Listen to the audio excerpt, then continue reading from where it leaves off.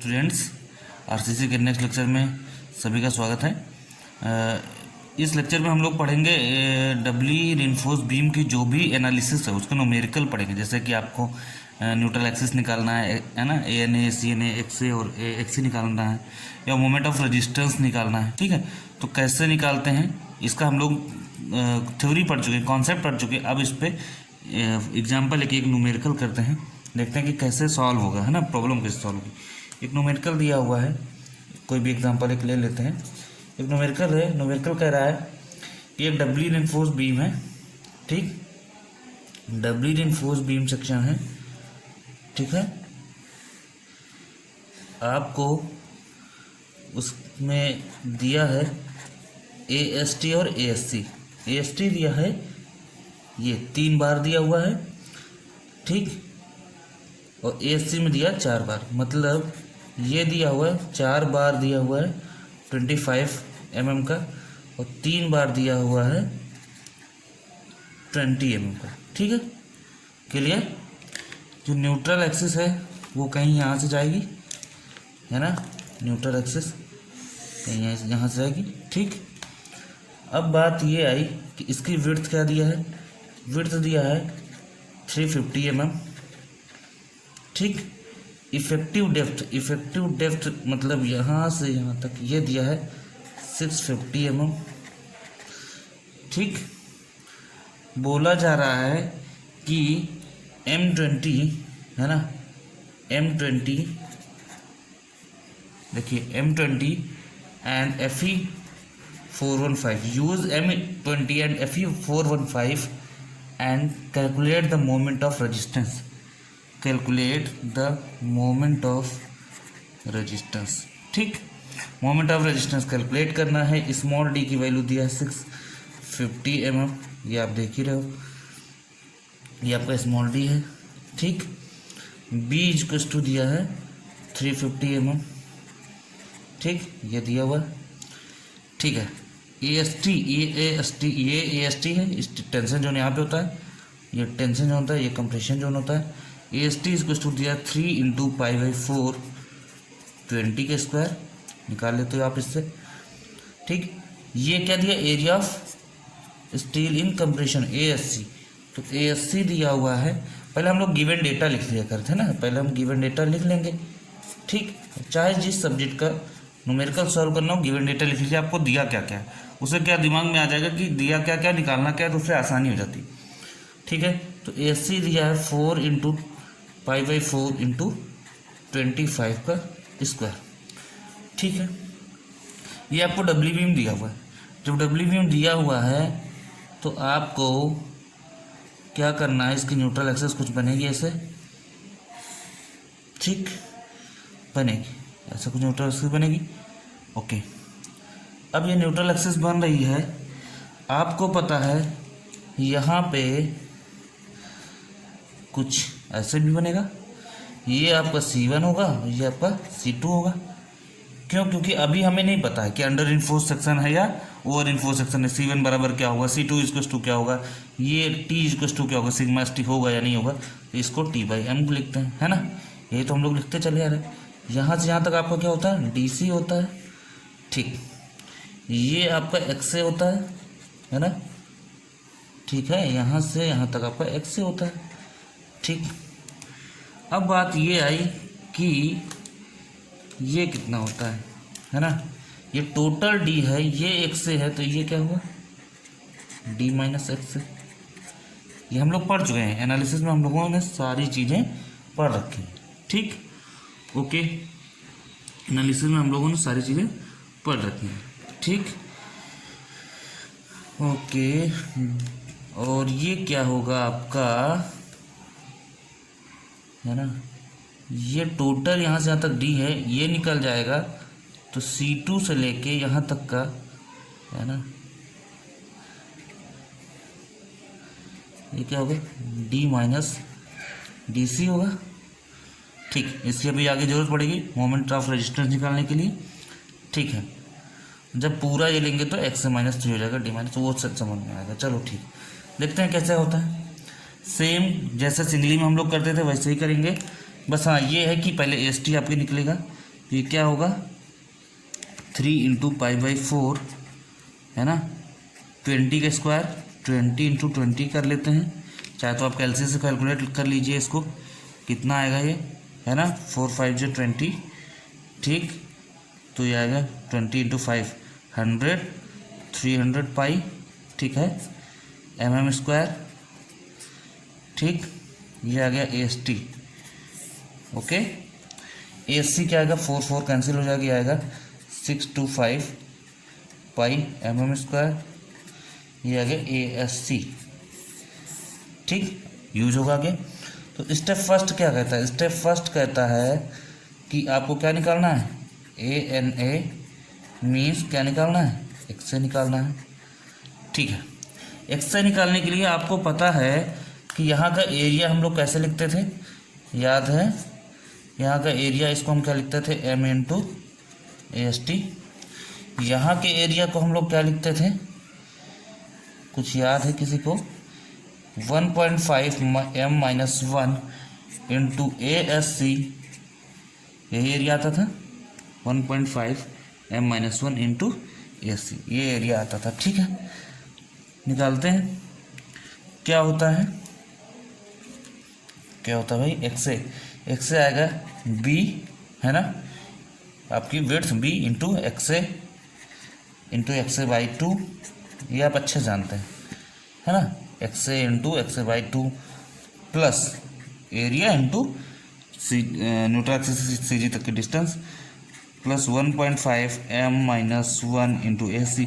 अब ये कहाँ से आई हम पहले बता चुके हैं, -1 क्यों हो रहा है सब, ठीक है, इंटू ये आपका टोटल यहाँ से यहाँ तक XA है, XA में से अगर ये DC घटा देंगे, XA में से DC हटा देंगे तो आपका क्या आएगा भाई, न्यूट्रल एक्सिस से यहाँ तक की डिस्टेंस, न्यूट्रल एक्सिस से यहाँ तक की डिस्टेंस क्या होगा, XA - DC होगा, टोटल XA DC माइनस कर देंगे तो आ जाएगा XA - DC। ये सब हम लोग पहले समझ चुके हैं। ये हो गया कंप्रेशन जोन का, टेंशन जोन का इक्वल करते हैं, XA निकालने के लिए ये तो करते हैं, इक्वेट मोमेंट ऑफ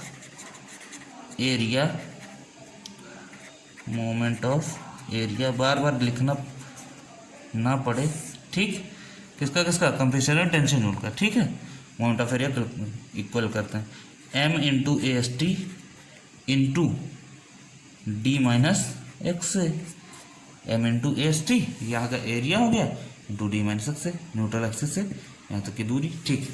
तो यहाँ से आपका क्या निकलेगा, XA निकल आएगा बड़ी आराम से, XA आपका क्या निकल आएगा, कैसे XA निकल आएगा, वैल्यू रख देते हैं, B की वैल्यू कितनी है, B की वैल्यू है 350 × XA निकालना है, XA² / 2 प्लस 1.5 M की वैल्यू अभी तक हम लोगों ने नहीं कैलकुलेट किया, यहाँ पे आप कैलकुलेट कर लीजिए। M की वैल्यू क्या होगी, M20 का मतलब होता है कि सिग्मा CBC कितना दिया हुआ है, सिग्मा CBC दिया हुआ है 7, है ना, सिग्मा CBC दिया हुआ है 7, तो इसकी जो M आएगा वो कितना आएगा, 13 के आसपास आएगा, ये आप जानते हो, ये 7 Nm² आएगा। Fe 415 का मतलब होता है सिग्मा ST = 230 Nm², ये भी आप जानते हो, ठीक। यहाँ से 1.5 13 - 1 × ASC कितना है, ये ASC 625 पाई × XA माइनस DC हम कितना जनरली लेते हैं, 50 mm, यहीं कहीं पे आप लिख देंगे, लेट DC इफेक्टिव कवर होती है 50 mm, एज्यूम करना पड़ेगा, क्वेश्चन में दिखाना पड़ेगा, ठीक, ओके। 50 हो गया, इज इक्वस टू, है ना, is equals to M13 × AST 300 pi, ठीक है, × D 650 - XA। यहाँ से आपको सब कुछ पता है, सिर्फ और सिर्फ क्या निकालना है, XA निकालना है। XA आपका क्वाड्रेटिक इक्वेशन बनेगी XA² के टर्म में, और यहाँ से XA का पॉजिटिव वाली वैल्यू आप ले लीजिए, 2 वैल्यू आएगी 134.34 mm, ये आपकी एक्स की वैल्यू आ जाएगी, राइट। स्टेप नंबर सेकेंड ये कहता है क्या कैलकुलेट करेंगे, C N A, that is X C. X C की वैल्यू आप बहुत पहले से जानते हो, क्या होता है के इंटू डी। के की वैल्यू वही M sigma C B C upon M sigma C B C plus sigma S T into D, then M 13 7 upon 13 into 7 plus 230 into 650। X की वैल्यू आएगी हमारी 184.06 mm। कैलकुलेट करिए इतना ही आएगा, ठीक है। ये आपकी इतनी वैल्यू हो जाएगी। हमने अलग कलर से इसलिए लिखा कि आपको पता चल जाए, दिख जाए कि करना क्या है। अगला स्टेप थर्ड, अगला स्टेप थर्ड कहता है कि कंपेयर करेंगे, है ना। एक्स ए और एक्स सी को कंपेयर करेंगे। हेयर एक्स ए आपका 134 है और ये 184 पॉइंट समथिंग है, तो ज़्यादा कौन है, X A is less than X C. X C ज़्यादा है, एक्स ए कम है एक्स सी से। एक्स से कम है एक्स सी से, मतलब क्या हुआ, सेक्शन हमारा कैसा है, अंडर रीइंफोर्स सेक्शन। कैसा है, under reinforce section. Under reinforce section मतलब सरिया कम पड़ी है, स्टील कम है, मींस स्टील क्या है, स्टील कम है। जो चीज़ कम होगी वही फेल करेगी, मींस स्टील पहले फेल करेगा, तो स्टील फेल्स फर्स्ट या steel will fail first. Steel पहले फेल करेगी, ठीक है। स्टील पहले फेल करेगी मतलब यहाँ डायग्राम कुछ ऐसे बनेगा, है ना। स्ट्रेस डायग्राम कुछ ऐसे बनेगा। आप चाहिए तो ये नियम ये है कि आपको जो जहाँ पे ये बीम बनाई जाए, जहाँ पे आपका ये बीम सेक्शन हो वही है, वहाँ पे ये बने, है ना। लेकिन हम आपको बना के अलग से बता दे रहे हैं, आप अच्छे से बनाइए। क्या करना है आपको, आपको पता है कि ये आपका एक्स सी होता है, ठीक, क्रिटिकल न्यूट्रल एक्सिस जो होता है।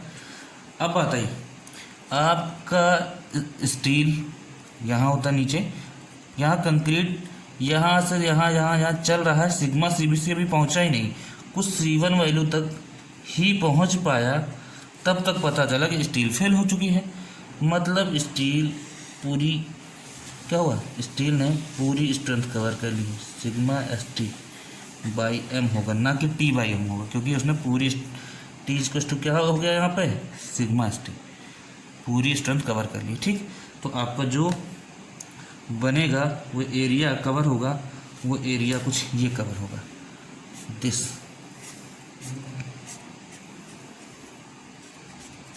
ठीक। जो ये एरिया कवर होगा तो आपको इतना तो समझ में आ ही रहा होगा कि हमें एक्स से कुछ यहाँ से मिलेगा, कुछ यहाँ से एक्स से मिलेगा। मतलब ये डायग्राम से भी दिख रहा है कि एक्स से ऊपर है, एक्स से नीचे, मतलब न्यूट्रल एक्सिस कहाँ शिफ्ट हो गई, अपवर्ड्स, ऊपर की तरफ शिफ्ट हो गई है ना। मतलब एक्स से इज लेस देन एक्स, ठीक है। ये डायग्राम आ गया। अब C1 आपको है, अच्छा हाँ, यहाँ C2 भी था, कोई दिक्कत नहीं, C2 भी यहीं कहीं था, है ना, C2 भी यहीं कहीं था, कोई प्रॉब्लम थोड़े, कोई एलर्जी थोड़े, C2 यहाँ से यहाँ तक था, कोई बात नहीं भाई। अब बात यह आई कि यहाँ पे C1 की वैल्यू C2 की वैल्यू आएगी कहाँ से, T की वैल्यू पता चल गया। T की वैल्यू क्या है, T की वैल्यू है 230 newton per mm square, sigma S T by M, ठीक है। अब बात ये आई, एक्चुअली यहाँ पर T बाई एम बराबर ही होगा, हाँ, वरना एम ना लिखता हूँ, ठीक। अब बात आई सिमिलर ट्रायंगल से, फ्रॉम फिगर सिमिलर ट्रायंगल से क्या आएगा, C1 अपॉन एक्स। अब तो ये वाला आएगा ना, जितना हमने इस कलर से जो हाईलाइट किया वही एरिया देखेंगे, ठीक। वही एरिया आपको अब यहाँ से यहाँ तक होगा D माइनस एक्स, ठीक है, क्लियर, ठीक। तो हम देखेंगे कि C1 कहाँ से कैलकुलेट होगा, तो C1 upon T by M, C1 upon T by M बराबर X upon D minus X is equal to X upon D minus X है, this upon this, this upon this. ठीक, या आप इसको कर सकते हो, इसको कर सकते हो, कोई दिक्कत नहीं। यहाँ से C1 की वैल्यू आएगी क्या, 230 upon 13 is equals to X की वैल्यू आई है, देखिए 134.34, 134.34 डिवाइडेड बाई 650 माइनस 134.34, C1 की वैल्यू यहाँ से आ जाएगी। ठीक, कैलकुलेट कर लीजिए। C1 की वैल्यू यहाँ से आएगी, कितनी आएगी C1 की वैल्यू, 4.009 न्यूटन पर, बोलिए किस में आएगी, Newton per mm square metre square, किस में आएगी? अरे भाई इधर देखिए, ये न्यूटन पर mm स्क्वायर है, 230 न्यूटन पर mm स्क्वायर है। ठीक, ये आपका 230 न्यूटन पर mm स्क्वायर है, ये mm में है, ये mm है, mm कट जाएगा, किसमें बचेगा, न्यूटन पर mm स्क्वायर। ये आएगा आपका C1 की वैल्यू। अब जब C1 आ जाएगा तो C2 नहीं आएगा, आराम से आ जाएगा। देखिए अब C1 आ गया तो C2 ऑल्सो, C2 कैसे निकलेगा, C1 सिर्फ इतने डायग्राम, C1 सिर्फ इतना ही डायग्राम, छोटा वाला ये वाला डायग्राम बनेगा बस। C1 अपॉन एक्स से बराबर C2 अपॉन, ये आपका DC था तो ये एक्स से माइनस DC होगा, जैसे अभी हमने बताया था यहाँ पे, है ना, ये टोटल एक्स है, DC है, तो ये एक्स से माइनस DC नहीं होगा। तो C1 अपॉन, है ना, C1 अपॉन एक्स से is equals to C2 upon X से माइनस DC। ठीक, तो यहाँ से C2 की वैल्यू आएगी, C2 की वैल्यू आएगी, क्या आएगी, C1 इंटू एक्स से माइनस DC, लिख रहा है C1 इंटू एक्स से minus DC divided by X is equal to C1 की वैल्यू आई है 4.009 इंटू एक्स से हमारा कितना है 134.34 माइनस 50 अपॉन 134.34 C2 की वैल्यू, तो C2 की वैल्यू यहाँ से आएगी 2.89 न्यूटन पर mm स्क्वायर। ये आपको C1 और C2 मिल गया स्ट्रेंथ, इसकी स्ट्रेसेस आ गए, कंप्रेसिव स्ट्रेसेस। ठीक है, नाउ स्टेप नंबर, कौन सा स्टेप आएगा भाई, 4। ठीक, स्टेप नंबर 4 ये कह रहा है हमें निकालना क्या है, MOR। ठीक, लास्ट स्टेप पे आ गए हम लोग, MOR निकालना है। MOR क्या होगा, मोमेंट ऑफ रेजिस्टेंस, W के केस में B इंटू एक्स से क्या आ गया, एरिया इंटू एवरेज स्ट्रेस, है ना। मोमेंट ऑफ रेजिस्टेंस देखिए साफ साफ बात है, मोमेंट ऑफ रेजिस्टेंस होता है फोर्स इंटू लीवर आर्म कह सकते हैं या परपेंडिकुलर डिस्टेंस कह सकते हैं। फोर्स हमारा होगा एरिया इंटू एवरेज स्ट्रेस।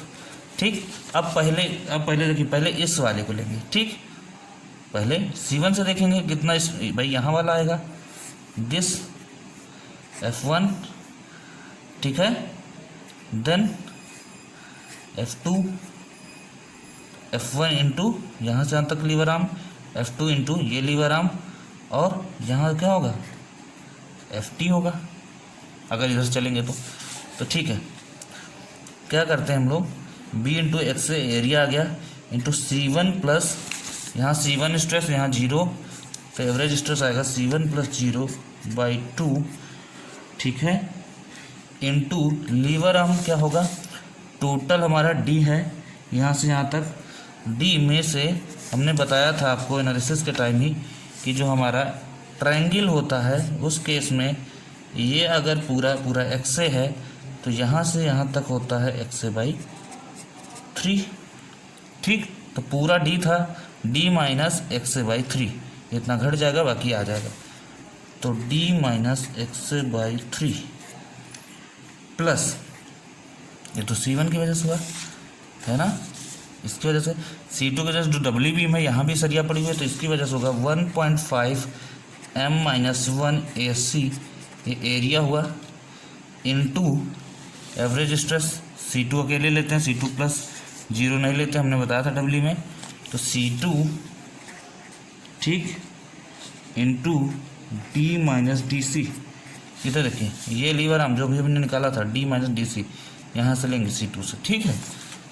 इसकी वैल्यू फटाफट रख दो, 350 इंटू एक्स है 134.34 इंटू C1 की वैल्यू आई है 4.009 divided by 2 into 650 minus 134.34 divided by 3। ये सब एक साथ कैलकुलेट कर लीजिएगा कैलसी से, फट से आ जाएगा 1.5 13 minus 1 into 625 pi into C2 को वैल्यू 2.89, ठीक, multiplied by 650 minus 50 D minus DC। ये आपका इधर वाला आ जाएगा, तो दोनों को ऐड कर देंगे तो आपका आएगा 128.905 किलो न्यूटन मीटर, ठीक है। ये यूनिट जरूर साथ में लिखिएगा, ये आपका आंसर आ जाएगा। यही मोमेंट ऑफ रेजिस्टेंस होगा, यही पूछा ही था एग्जाम क्वेश्चन में, ठीक। जाहिर सी बात है अगर किलोमीटर मीटर नहीं आएगा तो आएगा 128.905 इंटू 128.905 इंटू 10⁶ न्यूटन mm में आएगा। इसी को हमने क्या लिख दिया, ऐसे लिख दिया, क्लियर। तो ये न्यूमेरिकल सॉल्व हो गया यहाँ पे। तो ऐसे करते रहिए, ढेर सारे आप लगाइए, एनालिसिस करिए, ऐसे कई क्वेश्चन लगाइए, जहाँ ना समस्या हो बताइए। प्रैक्टिस जरूरी है, प्रैक्टिस खूब करिए। एक न्यूमेरिकल हम लोग और लगा लेते हैं, है ना, डिज़ाइनिंग का, ठीक है। तो एक क्वेश्चन हम लोग कर देते हैं डिज़ाइनिंग का। Design of Dabali reinforced beam, ठीक है। देखिए डबली रीइंफोर्स्ड बीम के डिज़ाइनिंग में क्या होता है, अभी तक देखिए एनालिसिस तो आपने पहले से पढ़ रखा है, लेकिन है ना डिज़ाइनिंग में क्या करना है, कैसे करना है, ये आपको नहीं पता, ठीक। तो देखिए क्या होता है, जैसे सिंगल की डिज़ाइन होती है सेम एज इट इज़ क्या होती है, डबली की डिज़ाइनिंग होती है। तो एक न्यूमेरिकल करके देखते हैं कैसे क्या अंतर है दोनों में, है ना, ठीक। क्वेश्चन लेते हैं। क्वेश्चन में ये दिया है कि साइज ऑफ बीम दिया है, साइज दिया है 400 इंटू 600 mm, ठीक। जब इस तरह साइज दिया है तो आप समझ जाइए कि यहाँ पे B दिया है 400 mm और कैपिटल D दिया है 600 mm। जब बताएगा कि इफेक्टिव डेप्थ है तभी, वरना कैपिटल डेप्थ दिया हुआ, ठीक है, कैपिटल D दिया मतलब ओवरऑल डेप्थ, ओके। एंड दिया है size of beam is restricted.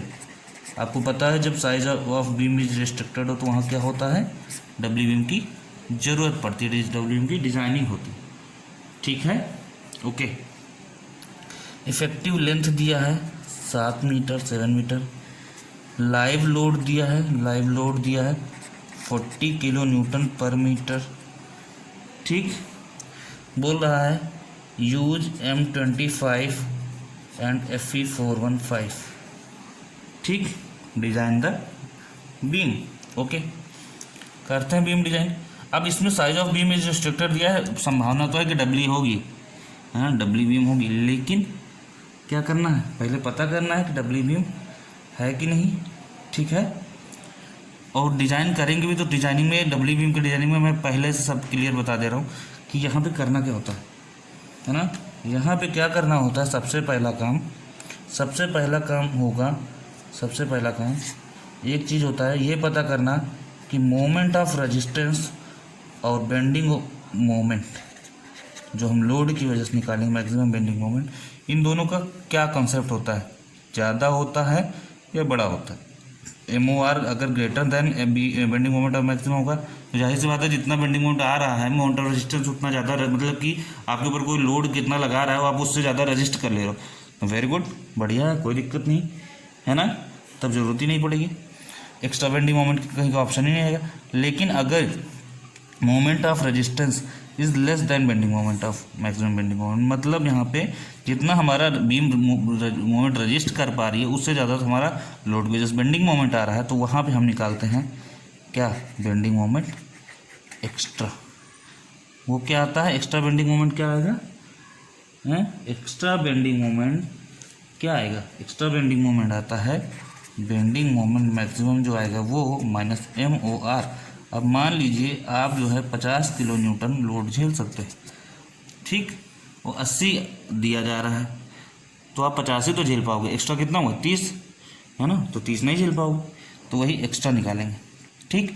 उस एक्स्ट्रा बेंडिंग मोमेंट को झेलने के लिए, तभी तो हमने बताया था डब्ल्यू बीम जब पढ़ा रहे तभी, एक्स्ट्रा बेंडिंग मोमेंट को झेलने के लिए ही, है ना, एक्स्ट्रा बेंडिंग मोमेंट को झेलने के लिए ही डब्ल्यू बीम की ज़रूरत पड़ती है। होता क्या है कि एक्स्ट्रा बेंडिंग मोमेंट देखो सिंगली की तरह बनता है, ठीक। अब यहाँ की कितनी नंबर ऑफ बार्स आएगा वो बात की बात है, वो वही तो कंसीडर निकालना है। लेकिन अब ये जैसे 400 दिया है, ये टोटल पूरा 600 दिया है, ठीक। कुल मिला कहने का मतलब है कि यहाँ जितनी भी बार्स होंगे, 3 है 4 है 5 ही नहीं पता, यहाँ जितने भी बार्स होंगे वो सिंगली रिइंफोर्स्ड बीम की तरह बेंडिंग मोमेंट जो मैक्सिमम होगा, है ना, जो मोमेंट ऑफ रेजिस्टेंस होगा उतना तो झेल लेगा। एक सेकेंड ध्यान से समझिए कि सिंगली रिइंफोर्स की तरह, अगर जब तक जो हमारा डब्ल्यू बीम है ना, वो सिंगली रिइंफोर्स की तरह, अगर सिंगली रिइंफोर्समेंट में क्या होता था बीम में कि जो हमारी बीम होती थी वो उसका जो भी मोमेंट ऑफ रेजिस्टेंस होता था, है ना, जो भी मोमेंट ऑफ रेजिस्टेंस होता था, तो जो बेंडिंग मोमेंट आ रहा था लोड की वजह से उसको वो झेल लेता था, है ना, उसको झेल लेता था, कोई बात नहीं, तब तक तो सिंगली रहती थी। जब एक्स्ट्रा बेंडिंग मोमेंट आया, बेंडिंग मोमेंट जब एक्स्ट्रा आया तो क्या हुआ कि यहाँ पे रिइंफोर्समेंट बढ़ा दी गई, सरिया बढ़ाया गया, नंबर ऑफ बार्स क्या वो बढ़ाए गए, और नंबर ऑफ बार्स बढ़ाए गए। तो एक चीज़ तो यहाँ पे ये हुआ कि ये जो AST था, है ना, ये जो एरिया ऑफ स्टील था, ठीक, वो डब्ल्यू के केस में कैसे निकलता है, AST1, ठीक, AST1 और प्लस AST2 के टर्म में निकलता है। कैसे, ऐसा कैसे होता है, AST1 का मतलब ये हुआ कि जितना सिंगली के टाइम पे कुल मिला के जो लोड आ रहा था, लोड की वजह से बेंडिंग मोमेंट आ रहा है, जैसे सिंगली में होता था, मोमेंट ऑफ रेजिस्टेंस जो निकलेगा वो मोमेंट ऑफ रेजिस्टेंस जो निकलेगा सिंगली की तरह, ठीक है, सिंगली की तरह जो मोमेंट ऑफ रेजिस्टेंस सिंगली से आएगा वो आपका AST1 होगा। जो आपने और बार्स बढ़ाए एक्स्ट्रा बेंडिंग मोमेंट के लिए, ध्यान से देखिएगा, जो एक्स्ट्रा बेंडिंग मोमेंट के लिए आपने और नंबर ऑफ बार्स बढ़ाए उसका एरिया होगा AST2, ठीक। जो नॉर्मल अभी तक सिंगली में AST आता था उसको हमने AST1 कह दिया, एक्स्ट्रा बेंडिंग मोमेंट के लिए AST2 हुआ। और ये एक्स्ट्रा बार्स भी जब एक्स्ट्रा बेंडिंग मोमेंट नहीं झेल पाते हैं तो केस बन जाता है कौन सा, क्यों, क्योंकि साइज ऑफ बीम रिस्ट्रिक्टेड होता है, ठीक, या फिर ये वाला केस आ जाता है ना, तो जहाँ पर डब्ल्यू की ज़रूरत पड़ती है इसके बावजूद एक्स्ट्रा बेंडिंग मोमेंट बैलेंस नहीं हो पाता है ना, तो क्या करते हैं, ऊपर भी कंप्रेशन में भी लगाते हैं, आपको पता है कंप्रेशन में भी स्टील लगाते हैं। तो कुल मिला के कंप्रेशन में स्टील लगाते हैं, कंप्रेशन का स्टील का जो एरिया होता है वो ASC होता है। तो ASC भी कौन सा बेंडिंग मोमेंट झेलेगा, एक्स्ट्रा वाला तो झेलेगा, क्योंकि जो थोड़ा बहुत था सिंगली टाइप का वो ये झेल गया, है ना। मान लीजिए इसमें से 4 बार जो है वो AST1 की वजह से, 2 बार जो एक्स्ट्रा हमने बढ़ाए हैं, मान लीजिए ये जो 2 बार एक्स्ट्रा बढ़ाए हैं वो AST2, ठीक, अभी मान रहे हैं क्योंकि अभी नंबर ऑफ बार्स निकालेंगे अभी हम आपको समझाने के लिए। उसके बावजूद हमें 4 बार और लगाने पड़े इस एक्स्ट्रा बेंडिंग मोमेंट को झेलने के लिए, जिसका एरिया है ASC। तो कुल मिला के हमें 3 एरिया निकालना है यहाँ पे। एक तो हमें निकालना AST1 कितना होगा, एक निकालना AST2 कितना होगा, ठीक, दोनों को हम जोड़ देंगे, AST बराबर क्या आ जाएगा, AST1 प्लस AST2, ठीक, और ASC भी निकालना होगा, ठीक है, तब हमारी डिजाइनिंग कंप्लीट मानी जाएगी। ठीक है, तब हमारी डिजाइनिंग कंप्लीट मानी जाएगी। ठीक, तो ठीक है, यही तीनों चीज़ हमारा निकालने का टारगेट है मेन। तो देखते हैं कैसे निकलता है, क्या होता है। ठीक है, ओके। तो सबसे पहला स्टेप क्या करेंगे इन सबको करने के लिए?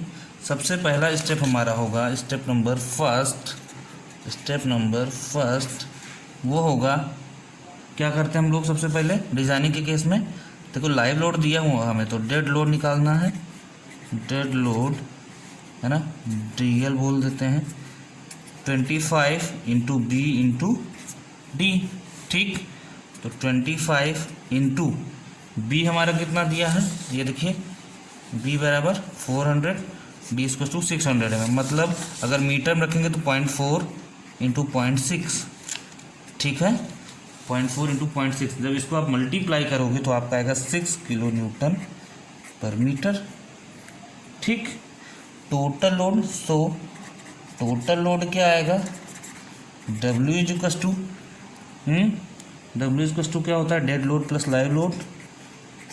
ठीक, dead load plus live load, इसका भी हम कॉन्सेप्ट बताएंगे बाद में अभी कि डेड लोड लाइव लोड कब लेते हैं। कभी कभी क्या होता है कि अर्थक्वेक लोड भी ऐड होता है, कभी कभी विंड लोड ऐड होता है, तो वहाँ पे टोटल लोड में ढेर सारा आ जाता है, डेड लोड, लाइव लोड, है ना, अर्थक्वेक लोड। इसको हम बाद में अच्छे से बता देंगे। अभी फ़िलहाल इतना जानिए, यहाँ पे ये दोनों लोड ऐड हो जाएंगे तो टोटल लोड निकल आएगा। डेड लोड आया 6 किलोमीटर पर मीटर, प्लस ये जो लाइव लोड है वो क्वेश्चन में दिया हुआ कितना, 40 किलो न्यूटन पर मीटर। तो टोटल कितना गया, 46 किलो न्यूटन पर मीटर। मतलब जो W आया है वो 46 किलो न्यूटन पर मीटर आया है। ठीक, अब आपको पता है कि सिंपली सपोर्टेड बीम के लिए जो बेंडिंग मोमेंट होता है वो मैक्सिमम बेंडिंग मोमेंट क्या होता है, WL²/8। W है 46, L आपका कितना है 7 मीटर, 7 मीटर दिया है, स्क्वायर कर देते हैं इसका अपॉन 8। ठीक, ये आपका आएगा 281.75 किलो न्यूटन मीटर। देखिए फिर से बता रहे हैं, रीडिंग क्या करना है, जो भी आए निकल के वैल्यू किस में रखना है, यूनिट जरूर रखना है, 0.75 किलो न्यूटन मीटर आया। ठीक है, ये आपका आ गया इतना। ओके, अब क्या करते हैं, ये काम करने के लिए पहले हम क्या करेंगे, निकालें। तो अब ये निकाल लिया हमने, मोमेंट ऑफ रेजिस्टेंस निकालते हैं। तो मोमेंट ऑफ रेजिस्टेंस क्या निकालेंगे, मोमेंट ऑफ रेजिस्टेंस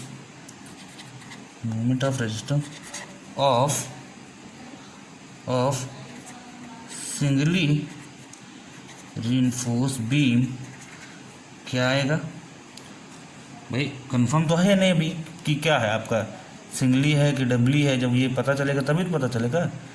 ठीक है ना, साइज रिस्ट्रिक्टेड है, संभावना है बस, कंफर्म नहीं है। ठीक, moment of singly reinforced beam निकालते हैं, क्या होगा, MOR = QBD²।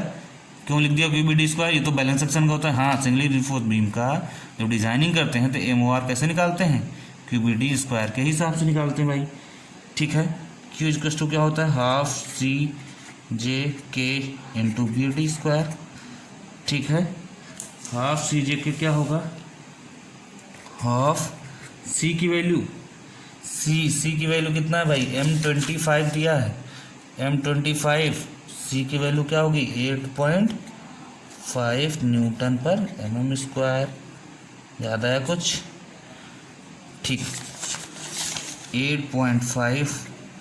J = क्या होता है, 1 - K/3। नहीं याद है अगर आप, इसका मतलब पढ़ाई नहीं कर रहे हो, है ना, इतना तो याद रहना चाहिए। 1 है ना K/3, K की वैल्यू आएगी 0.289। ठीक, तो ये आएगा 0.903। ठीक है, ये आएगा आपका। अब K कैसे आएगा आप सोच रहे होंगे, यहीं से m∑CBC upon m∑CBC plus σ_t। अब बार बार नहीं बताया जाएगा, 0.289 आएगा K की वैल्यू। कैसे आएगा निकाल लीजिएगा, σ_CBC पता है आपको। ठीक, 8.5, यहाँ से आप m निकाल लीजिएगा। ठीक, क्लियर, सिग्मा सी बी से सिग्मा एस टी की वैल्यू आएगी 230 newton per mm square. Value रखिए, फटाफट निकालिए। ओके, है ना। एम की वैल्यू आएगी 10.98 के आसपास, मतलब 11 आएगी। ठीक है, 11। ओके, आगे बढ़ते हैं। के की वैल्यू आपकी है पॉइंट, ठीक है। जे की वैल्यू 0.903 इंटू 0.289 और बी डी स्क्वायर। तो बी डी स्क्वायर का मतलब है, ठीक है, मैं इसको ऐसे बता देता हूँ, इंटू 400 इंटू इफेक्टिव डेप्थ, ये डी है इफेक्टिव डेप्थ।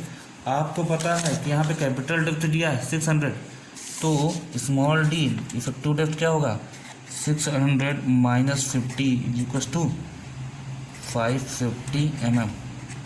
तो आपने सोचा 50 क्या है, 50 हमने मान लिया इफेक्टिव कवर, एज्यूम कर लिया, आप इसको पहले ही लिख लीजिएगा। ठीक, ओके, हम रख देते हैं 550। ये जब आप कैलकुलेट करेंगे, ठीक, तो ये आएगा 134.31 इंटू 10⁻6 न्यूटन mm। ठीक, कितना आएगा, 134.31 10⁻6, है ना, न्यूटन mm आएगा। इसी को हम किस में लिख सकते हैं, किलो न्यूटन मीटर में भी लिख सकते हैं, लेकिन के लिए कि MOR आ रहा है हमारा 134.31 किलो न्यूटन मीटर। कोई बात नहीं। नाउ अब क्या करेंगे, हमारा जो MOR है, देखिए MOR 134.31 है, और जो कैलकुलेटेड है हमारा बेंडिंग मोमेंट ये 281 ज़्यादा होता है, 134 कम होता है, मतलब बेंडिंग मोमेंट जो मैक्सिमम है ये ग्रेटर देन है मोमेंट ऑफ रेजिस्टेंस से। अगर ये जैसे x is greater than x होता था, वैसे ही अगर ये इस मोमेंट ज़्यादा है मोमेंट ऑफ रेजिस्टेंस है, सिंगली के मोमेंट ऑफ रेजिस्टेंस, तो जाहिर सी बात है क्या बनेगा, सॉरी, डबली रीइंफोर्स बीम। अब तो कंफर्म हो ही गया, डबली रीइंफोर्स बीम बनेगा। इसका मतलब है कि अब हम क्या निकालेंगे, डबली रीइंफोर्स बीम आ गया तो वही AST1 AST2 AST। Now AST1 निकालते हैं, area of steel in tension zone. ठीक, ओके, AST1 निकालते हैं, क्या आएगा, AST1 सिंगली के हिसाब से निकलेगा, मैंने पहले बताया था AST1 याद है सिंगली के हिसाब निकलेगा। तो जो सिंगली के लिए जो मोमेंट ऑफ रेजिस्टेंस है ना, ये जो मोमेंट ऑफ रेजिस्टेंस निकला 134.31, यहाँ से निकलेगा AST1। ठीक है, ये जो हमने निकाला है ये बैलेंस सेक्शन से निकाला है भाई, QBD स्क्वायर करके MOR निकाला ना ये वाला। ठीक, अब मोमेंट ऑफ रेजिस्टेंस जो आएगा वो आ रहा है 134.31 into 10⁻6। That must be equals to, ये इक्वल्स टू होना चाहिए किसके, ध्यान से देखिए, है ना, याद करिए, अगर हम यहाँ पे बनाए कुछ ये वाला सिस्टम, तो आपको पता होना चाहिए ये आपका ऐसा कुछ बनेगा। यहाँ पे होगा सिग्मा ST, बैलेंस सेक्शन के लिए बात कर रहे हैं, यहाँ C2, यहाँ सिग्मा CBC होगा बैलेंस सेक्शन के लिए। ठीक है, डब्ल्यू बीम के लिए, है ना। तो जो यहाँ सिग्मा STM होगा, यहाँ पे क्या होगा AST1। तो कुल मिला के टेंशन जोन के साइड से अगर हम MOR निकालें तो आएगा sigma ST into AST1 into D minus, यही तो आएगा बाई 3, जैसे सिंगली का निकालते थे sigma ST into AST into D minus x by 3, यहाँ AST की जगह AST1 हो गया बस, और कुछ नहीं, बाकी सब सेम। ठीक, ओके, ठीक है, रखते हैं वैल्यू, देखते हैं क्या होता है। ठीक, 134.31 into 10⁻6 is equals to 230 into AST1 into 550 D है माइनस, भैया ध्यान से देख लीजिए दोबारा, ये इतना ही है इसकी जगह ये रख दी हमने, इसकी जगह यही रहेगा 550 माइनस XA/3। अब XA/3 तो यहाँ पे ध्यान से देखिए, यहाँ पे XA/3 है तो बैलेंस सेक्शन के लिए बात हो रही है भाई, बैलेंस सेक्शन के लिए तो निकाला हमने। यहाँ कोई अंडर इन्फोर्स ओवर इन्फोर्स है बात आई नहीं, डिजाइनिंग हमेशा बैलेंस सेक्शन पे होती है। तो बैलेंस सेक्शन के लिए XA बराबर क्या होता है, XC है ना। तो चाहे तो यहाँ D माइनस XA/3 लिखें हम, और चाहे इसी को हम क्या लिख दें यहीं पे D माइनस XC/3। क्यों? क्योंकि ये है, ठीक। और XC बराबर क्या होता है, KD, ठीक। और K की वैल्यू क्या है, KD होगा, K की वैल्यू क्या निकल के आ जाएगी 0.289 इंटू D 550, ठीक। ना समझ में आया फिर समझिए, D माइनस XA/3, XA हमारा आ रहा है XC के बराबर, XA बराबर KD आ गया, मतलब 0.289 इंटू D बराबर 550 है, डिवाइडेड बाई 3 है, ठीक है।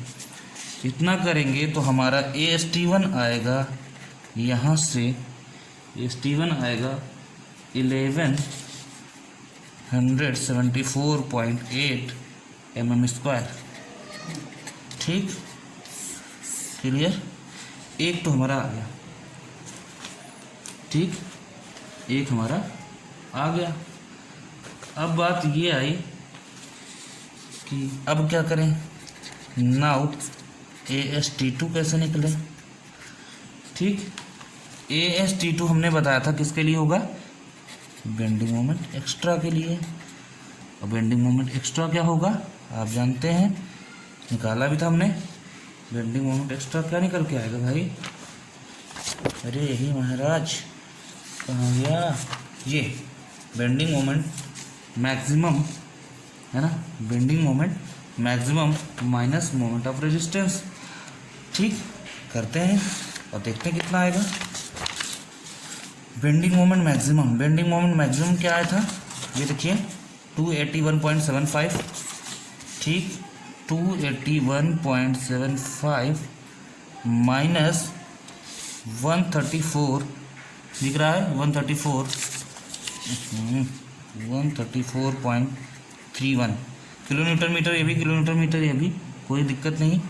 ये आ जाएगा हमारा 147.44 किलोन्यूटन मीटर, ठीक। क्लियर, ये आएगा इतना, मतलब इतने के लिए ये ST2 लगाया जा रहा है। तो कुल मिला के AST2 जो निकलेगा वो यहाँ से निकलेगा 147.44 से, ठीक। अब AST2 अगर इतने के लिए निकलेगा तो फिर से सेम चीज़ यही लगेगी, यही चीज़ लगेगी, बस यहाँ पे क्या होगा, AST1 की जगह AST2 हो जाएगा, ठीक। W वाला, ठीक है भाई। मोमेंट ऑफ रेजिस्टेंस या bending moment extra 147.44, that equals to क्या होगा, sigma ST into AST2 into W के केस में याद करिए ये आपका DC होता है, ठीक। टोटल यहाँ से यहाँ तक D होता है, ठीक है।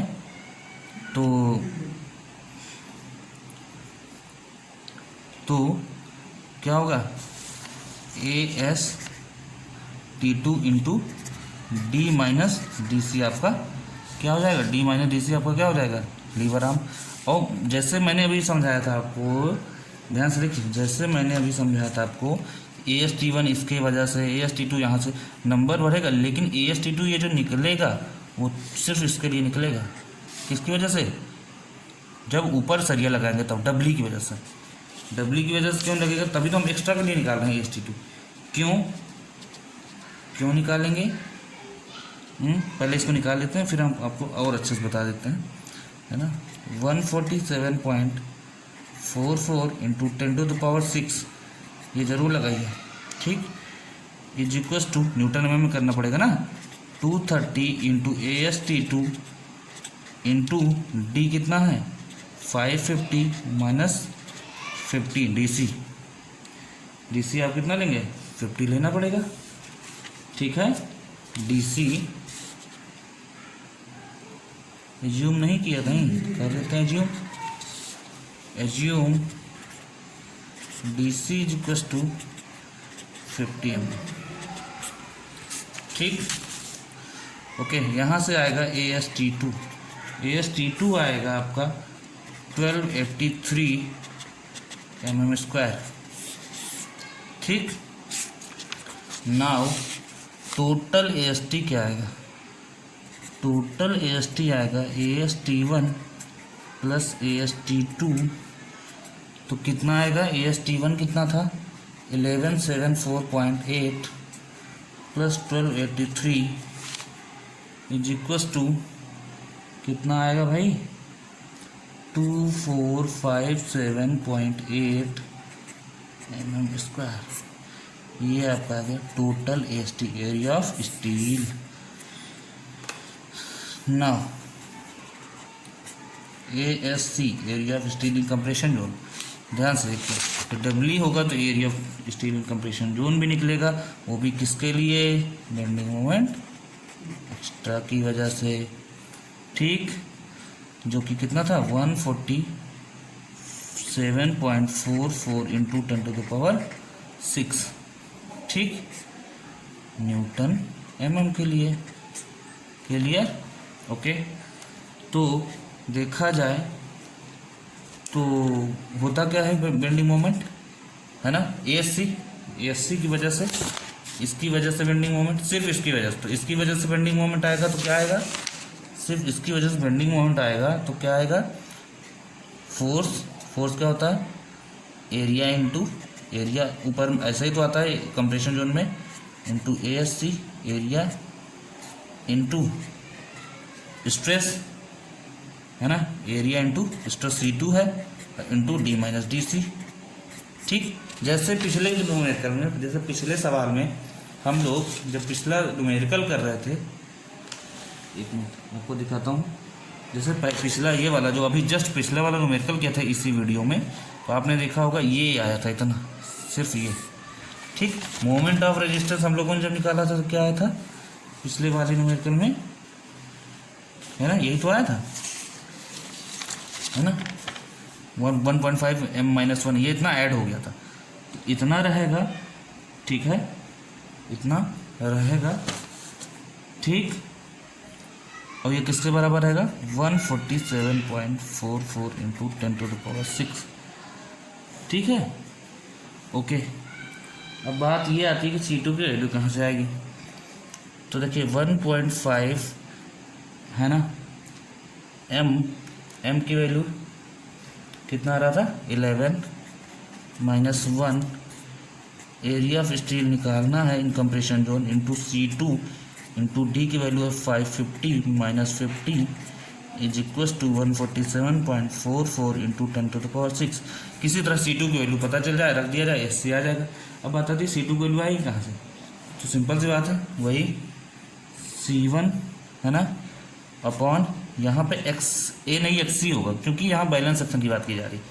ठीक है, हेयर आपको पता है x equal to XC, C1 upon XC is equal to C2 upon XC minus DC, यहाँ XC माइनस DC पहले होता था।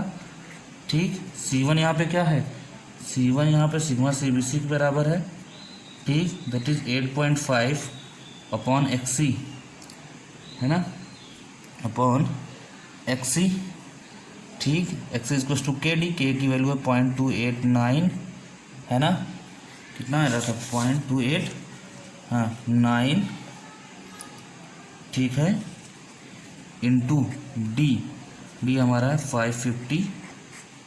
ठीक, is equal to C2 upon 0.289 into 550 minus 50, ये हमारा आ जाएगा।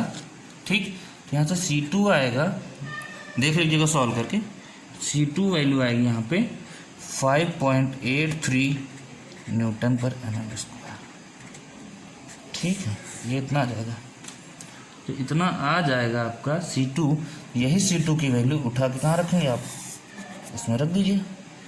ठीक, तो ये C2 की वैल्यू आप उठा के उसमें रख देंगे तो आएगा 1.5 into 11-1 into ASC into 5.83 is equals to 147.44 into 10⁶। यहाँ से ASC की वैल्यू आएगी 3266 mm²। ठीक, तो AST भी आ गया, ASC भी आ गया। ठीक है, अब आपको पता है कि नंबर ऑफ बार्स कैसे निकालने हैं। AST ASC पता हो तो नंबर, है ना, तो आंसर नहीं लिखना होता, लिखना होता है ना। नंबर ऑफ बार्स आप निकाल लीजिएगा, number of bars n equals to यहाँ से निकालिएगा। ठीक, और n इक्वस टू यहाँ से निकालिएगा। ठीक, मैं बस सिर्फ इतना कहना चाह रहा हूँ कि जो AST1 है वो MOR की वजह से आएगा। ठीक, AST2 एंड ASC ये आएगा किसकी वजह से, बेंडिंग मोमेंट एक्स्ट्रा की वजह से। क्योंकि बच्चे क्या करते हैं, कंफ्यूज हो जाते हैं न्यूमेरिकल लगाते लगाते, और ये करने लगते हैं कि इसको इसके बराबर रख देते हैं, इसको इसके बराबर देते, कंफ्यूज नहीं होना बस, बाकी सब सही है। ठीक, तो ध्यान से अगले ढेर सारे न्यूमेरिकल करिए, ढेर सारा क्वेश्चन सॉल्व करिए, ढेर सारी डिजाइनिंग करिए आप लोग, है ना, WBM की जहाँ प्रॉब्लम बताइए। ठीक, तो ठीक है, आज अभी के लिए इतना ही, बाकी मिलते हैं नेक्स्ट वीडियो में। ठीक है, ओके, बाय बाय।